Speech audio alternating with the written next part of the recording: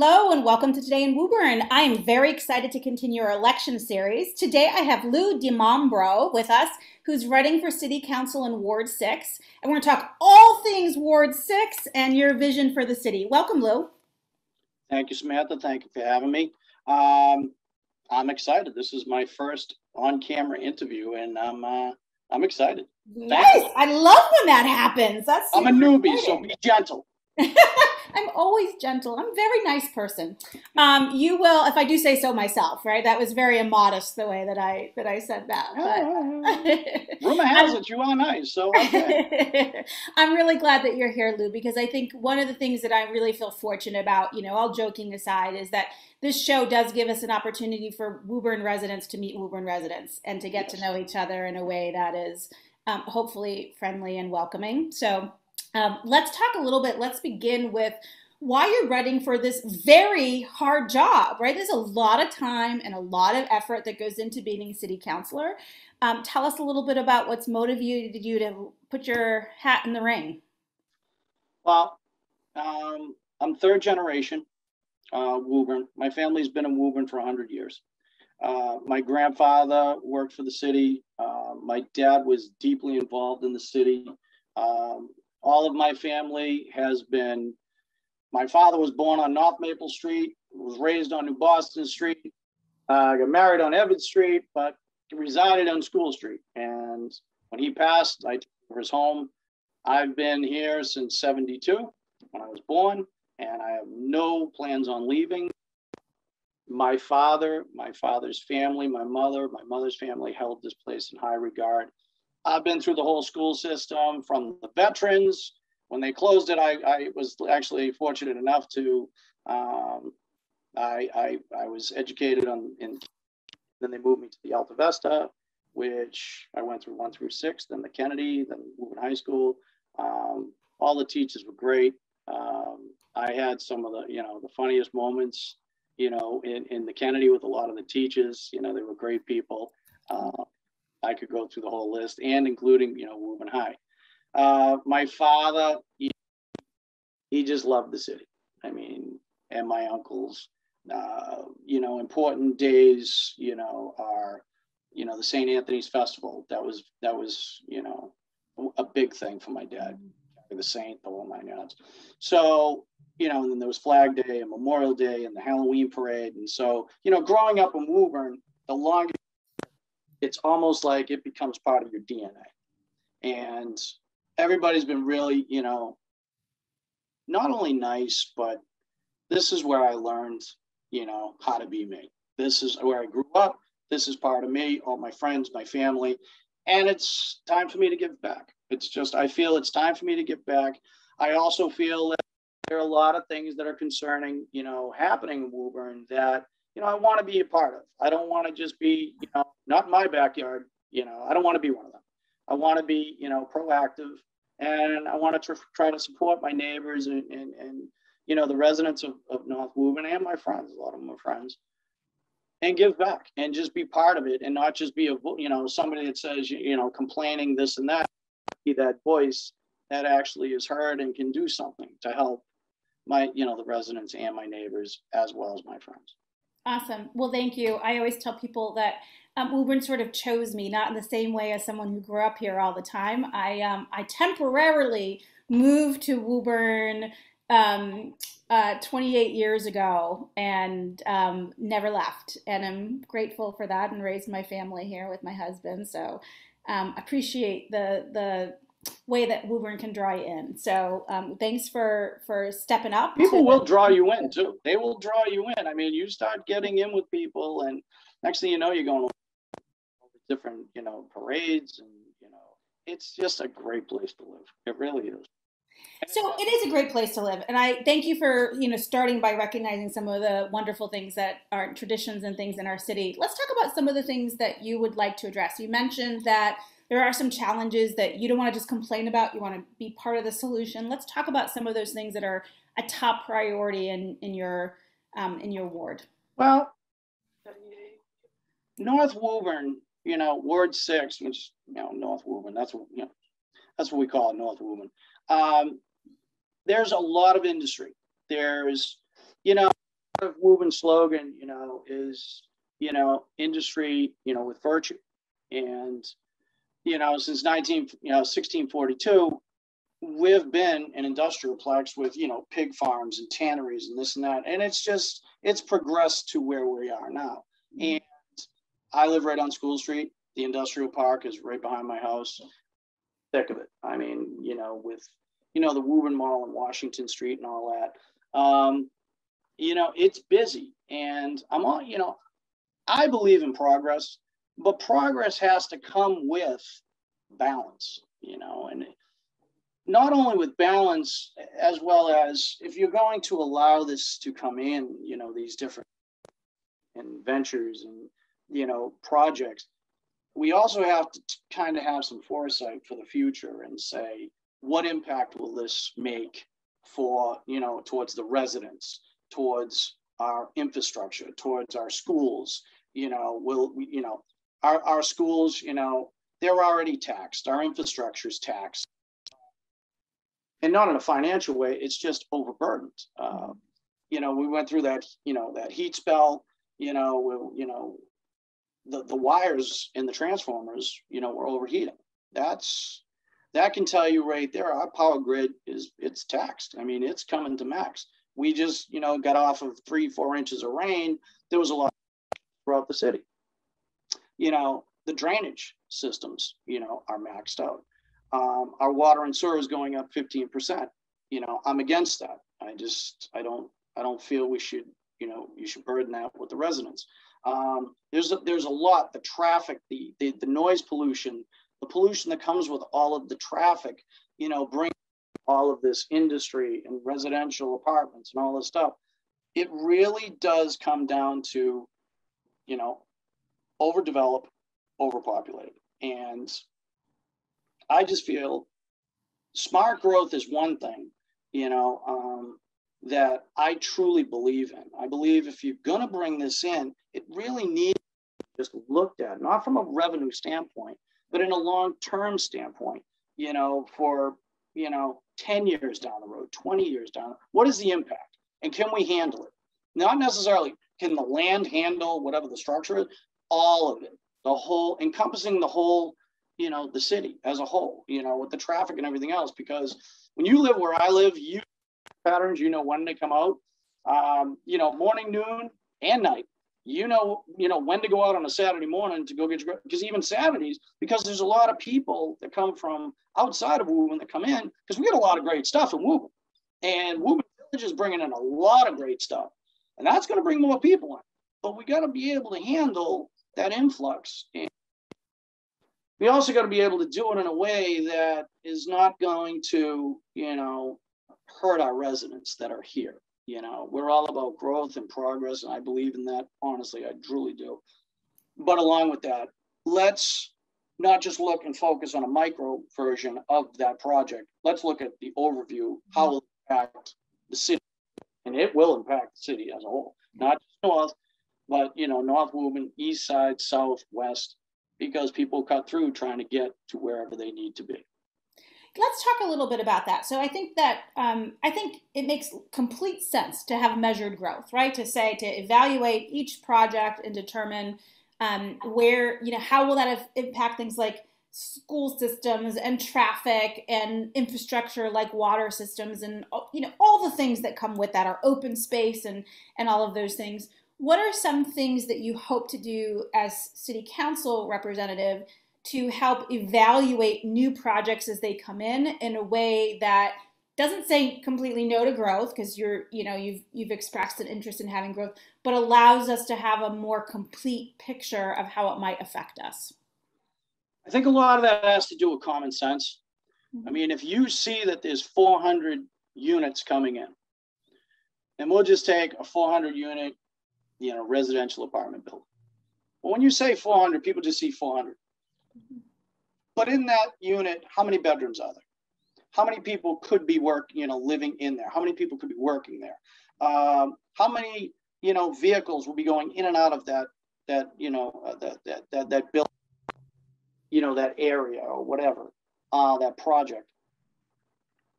You have to look at all of it, not just 400 units, but you also have to look at, you know, how many children, you know, will be a part of that unit. And so in the long term, I think that's what needs to be, when you're sitting on city council, when you see something like that, you know, in front of you at that seat, you have to sit there and go, what are the ramifications of this? You know, what is this going to bring with it? It's not just this. What else will come with this?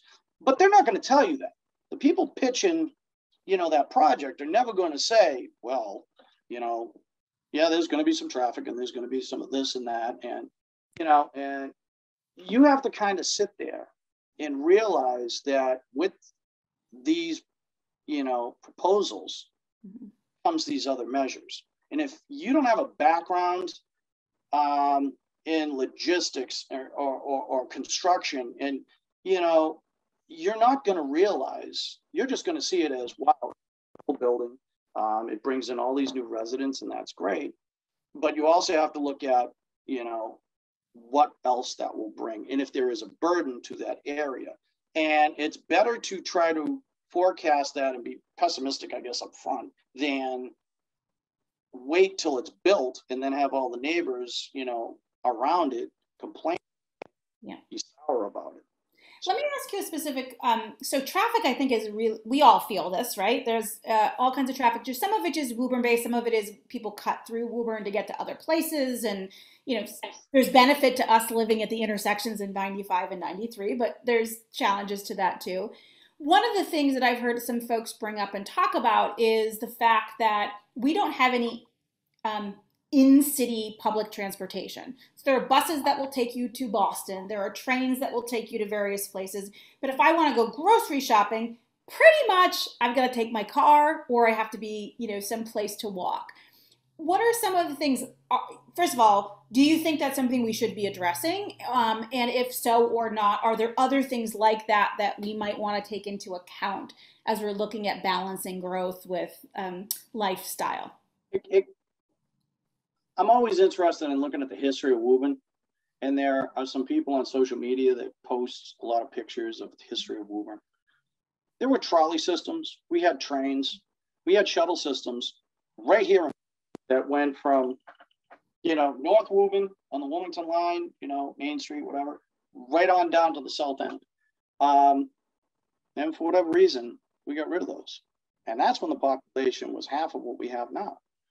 So now that we've doubled it, I mean, I do, you know, love stuff like that, but it can't be accommodated with, again, the infrastructure we have. We have, you know, Main Street. You know, Main Street is, you know, it's a double yellow. There's two sides to it. Can you get a trolley down there? No. So what would you propose? You could have shuttle buses going from one end to the other, and I get that. I think not so much the Woburn residents, I believe, that is the traffic. I believe it's the transients that come in and out that work here, because we have a lot of industry, we have a lot of commercial, we have a lot of retail, so there's a lot of people coming in. When you have great restaurants that we have, people from other cities all over the place. I know some people that travel 45 minutes away to go to certain restaurants in Woburn, and they love it. We have, you know, a lot of industry in Woburn that brings a lot of traffic because they're supply houses, electrical supply houses, PVC supply houses, plumbing. There's all kinds of contractors all over Middlesex County, from Boston all the way out to Lancaster and Lunenburg, that come out here. I know some of the people that work in these wholesale houses, and it amazes me how far people will travel to get these products. So there and say, you know, how can we eliminate it? My guess is the bridge, you know, the Boston Street Bridge, honestly, that should have been built 25 years ago. I mean, we could have used it 25 years ago. There's talk about a new on and off ramp, I believe Cedar Street. I'm all for that. Anything to alleviate, you know, open New Boston Street, do whatever you have to do to main channel the traffic, try to keep it out of our neighborhoods. where the kids used to be able to play safely, there was a time, believe it or not, you could actually play street hockey on School Street. Yeah. You can't even get the nets out. They'll drive right over. So that, I think, is important. I mean, how to alleviate that, to me, I don't think it's necessarily a bus that goes from, east to west or north to south. I believe it's bigger than that. You're going to need on and off ramps. You need ways to get people in on a main line out. Because that, I believe, 40,000 people in Woburn, and I'll bet you there's probably 250,000 people that visit Woburn on a daily basis. So clearly a lot about construction and things. Tell us a little bit about your background and some of the experience that you would be bringing to City Council. I have a background. One, all my uncles were in construction, all of them. So we didn't learn how to play ball. And they always used to say, put the ball down, pick up a tool, learn something. And so I was born into the world of construction. I've been around it my whole life. I had a heavy equipment license. I've been in construction, commercial, residential. I have a degree in applied business science. I've had jobs in production management. I have a background in so I know how to streamline a process. That's that forte in production management and logistics, how to streamline it, how to make it more efficient. And being, the construction world, residential, especially commercial and residential, things, you see things. I also have a lot of cousins and friends that are, high-ranking supers and managers for construction companies that do bridges, highways, building construction. So even if I don't know the answer right that second, it's a fingertip away. I can ask that question and be like, ABC. Okay. And I feel in Woburn, I think you need that. I think you need that. You need somebody to bird dog that and have some experience with that. Again, an understanding on what's coming down the pike, and they have some sort of idea of the logistics on a big commercial project like the ledges up in Main Street at 1042. Everybody's, worried about the quarry and all that stuff, but there's also, once that's done, then we get into the construction end of it. And then there's so on and so forth after that. So these are all things that I feel having a background helps me qualify to sit in the city council. Awesome. Thank you. Let's switch gears a little bit. The city recently put out a vaccinate or test policy for city employees specifically. I wanted to get your take about your feeling about that policy and if there's anything you think we should be doing differently to protect residents as we move forward. I think the whole thing should be based on hard data. The hard data that comes out and not someone's personal belief or their opinion or what they see on social media or whatever. I mean, real hard facts. I have a very dear, close friend. He's like a brother to me. We grew up together. And he's an ER doctor. He's not from the state. He told me how bad it really is where he's at. And he bases his everything on data. So we had a very long talk recently about that. And he strongly believes in through hard data, not personal belief. And I believe the same. I believe the data should support mask mandates if needed or required, but as well as if you're going to mandate that, what's the science behind that? Will that harm our children? Will that cause long-term effects? Again, what's the long-term on that? Not but long-term. Vaccinations. If there's hard data to support that we should be vaccinated and that can taper off, people getting extremely sick or God forbid, dying, it's the data. And I believe that the city should really look at the data. And if the data should anything other than what they're mandating, they really should look, readdress it and relook at that, just settle on one thing. Look at all of it and really focus on it. Don't just do it because everybody else is doing it. Be a leader, not a follower. That's what my mother used to say. So, really look at the data and say, okay, it suggests this. And in now, the data might suggest what the mayor and what they're recommending. And at this point, it's probably wise according to the data. Mm-hmm. Yep. Excellent. Well, thank you for sharing your perspective. I am a data geek. I have a degree in economics, which I don't use overtly. I'm a marketing consultant, but I love data. Give me I have to ask a question. How did you do in statistical analysis? I did very well in statistical analysis. That was actually some of my best classes. Now, having said that, I can never do a good job of explaining why something was the way it was, but I knew the correct way to do it. Stats was hard. I didn't do well in stats. Don't give me geometry, Lou. So I'm all about stats and algebra, but as soon as you throw geometry at me, I have no spatial awareness at all. So I suspect we have complementary skills, perhaps, in math. So. Together we can get it done. I'm guaranteeing we can get it done. That's right. I rely on my 19-year-old who's a metal fabricator and my husband's who's a contractor to do a lot of the spatial stuff. And there you go. And I handle the budgets. So, we balance each other. So. This is great. I want to talk a little bit. I know we don't have a ton of time left, but I do have a couple things I want to make sure to give you an opportunity to talk about. One of them is, when you're out campaigning and talking to people, what are some of the ways that residents of Ward 6 can get to know you and share their feedback with you, some of the things that you might be doing? They can reach me on, I have Alderman Lou DiMambro at yahoo.com. I have my personal phone right over there, which I shut off and I unplugged just in case it blows up. Thank you. 781-935-2127. On Facebook, Lou DiMambro for Alderman. There's a lot of stuff I post on the Facebook thing. There's a lot of information, things that are going on all around North Woburn. I try to just and just stir it up and just keep people informed and say, look, these are things that are going on.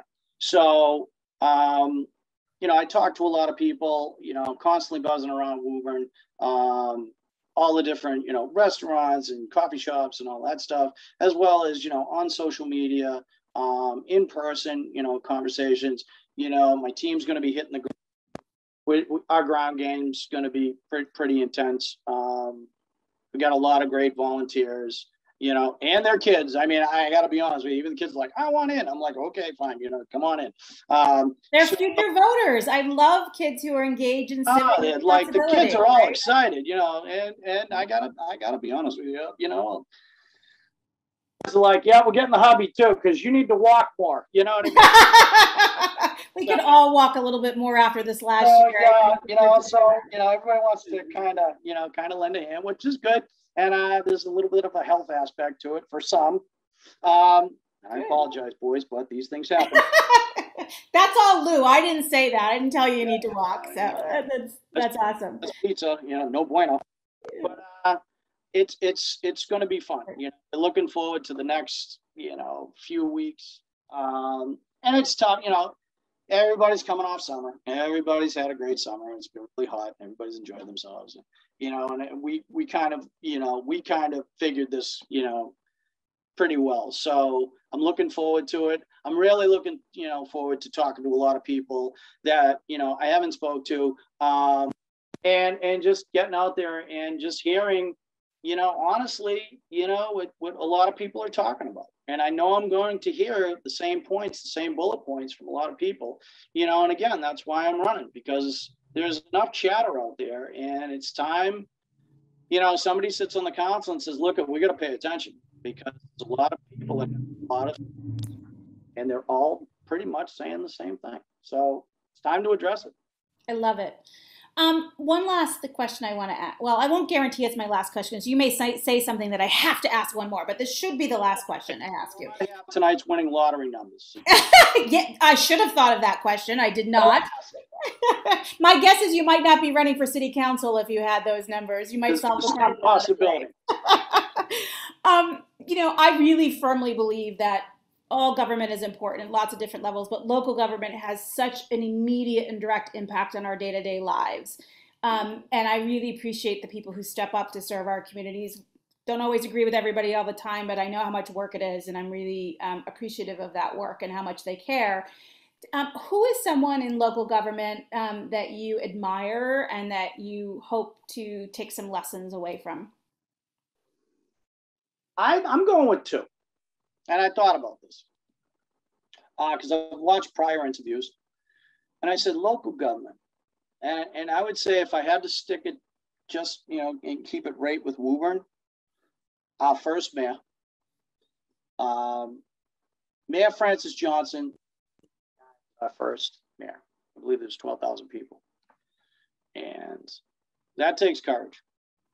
Because back then, it really wasn't spelled out like it is today, and I'm not necessarily sure it's spelled out today. Mm-hmm. But that takes courage to step up to something like that with 12,000 people, and you got to, kind of sit there and go, it kind of falls onto me now. Gripes, it's easy to gripe, but it's another thing to try to compensate and conquer. So I would say he's one. My second one would probably be Mayor John Rabbit.